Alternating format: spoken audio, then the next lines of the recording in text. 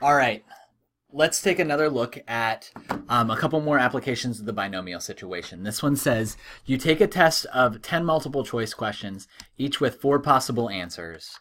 You have absolutely no idea, no clue about any of the answers, so you're just going to take random guesses. How does this describe a binomial situation? Let's go through these criteria again. Fixed trials? Yes. How many trials are there? Well, you're guessing on 10 questions, right?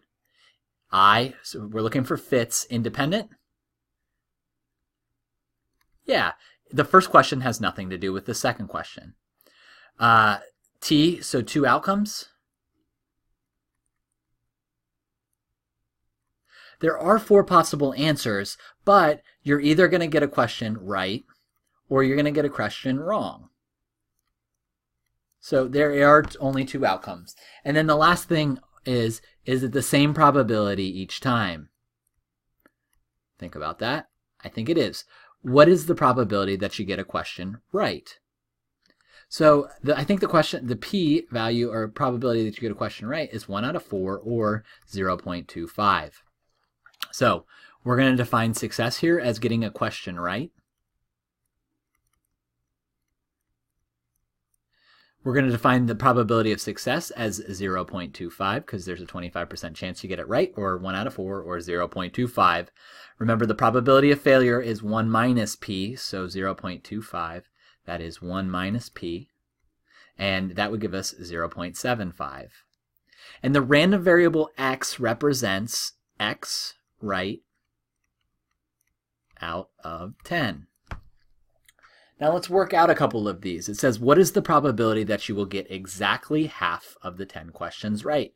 So we know n is 10 and p is 0.25, but how many are we trying to get right? We want to get 5 of them right. So we're going to go to our binomial equation or binomial calculator, and for p, the probability of success is 0.25. N is the number of trials. There are 10 questions. And the number of successes we want is exactly 5. So the probability that that happens is 0.05840.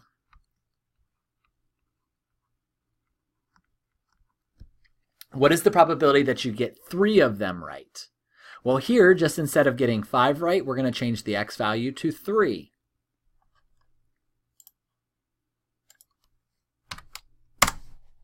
So there's about a 0.25028 or 0.2538.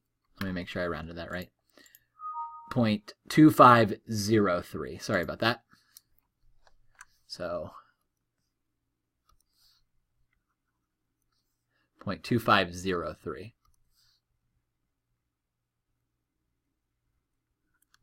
And finally, it says, what is the probability that you will get at least one correct, one of the 10 questions correct? Remember how we do this is we do 1 minus the probability that you get none correct. Now, none correct. Remember, we defined success as getting a question right. So this would be 1 minus the probability that x is equal to 0 successes, right? None of them right. So how do we do that? We do 1 minus. I'm going to go to my spreadsheet. We're going to put in 0. So 0 successes out of 10 trial. That's 0.0563. So it's going to be 1 minus 0.0563.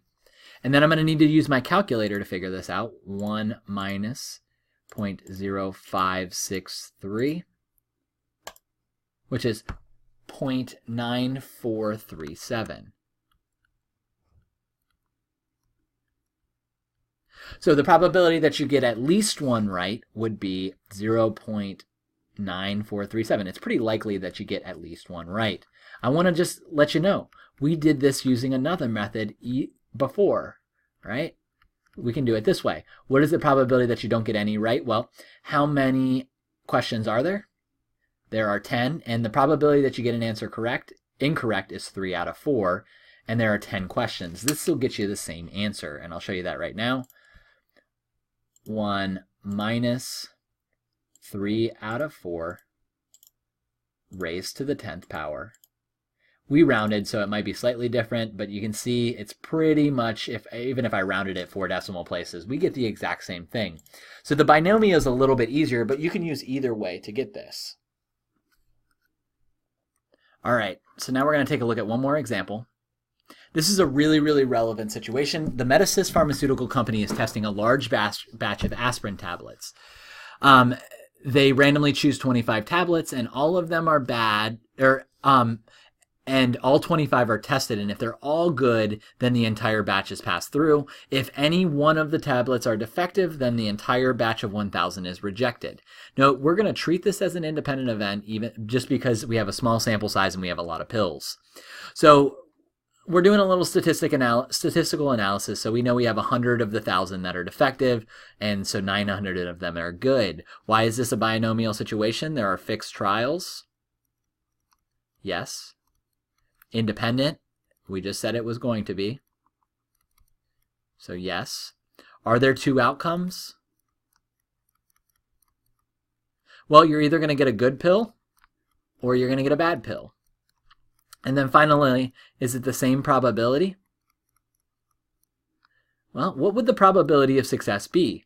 I have 900 good pills out of 1,000 total, so the probability of success is 0.9, and that's going to remain the same throughout. Again, it might change, like, if we round, it's going to be 0.9. So what are we going to define success as? We're going to define success as getting a good pill.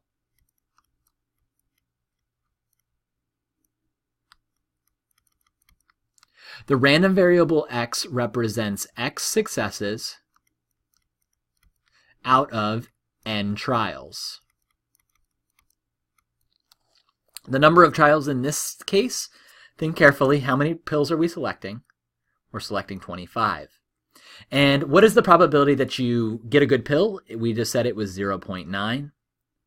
Now let's think about this situation and what the procedure is. We're going to pass the batch only if all 25 are good. So we are interested in 25 successes. 25. And with this situation, just think about it. If you have a batch with 100 bad pills, that means 10% of them are defective. Do you really want to pass this batch through? No, what we want is we want this to be a very, very small number. So let's figure out what this is. We go to our Excel spreadsheet. We have a 0.9% chance of getting a good pill. We're picking 25 pills, and we want 25 successes. Take a look at that. This is a decimal. When we times it by 100, that means that this batch will be accepted about 7% of the time. That's not unlikely. That's a little bit too small. What would I need to do to make this more, get caught more often? What could I do to this test to lower the probability that this batch would go through? Well, take a look at my binomial formula. If I were to change, let's say we take 50 pills and we want all 50 of them to be good. You can see that that drops that from like from 7% to half of 1% by just doubling the size of the ones that I would sample. So this is stuff that people who work in quality control labs need to think about in terms of whether they're going to, how many they need to test, things of that nature. And now the last one we're going to look at, it says, find the probability that exactly 3 of the 25 tablets are bad. We just need to be careful. We define success as getting a good pill. So here we want x to be 22. So I'm going to go back to my original where I have 25 pills. And if I want to find the probability of getting 3 bad pills, I'm going to change this to 22. And we can see that that will happen about 0.22650. So the probability of 22 is 0.22650.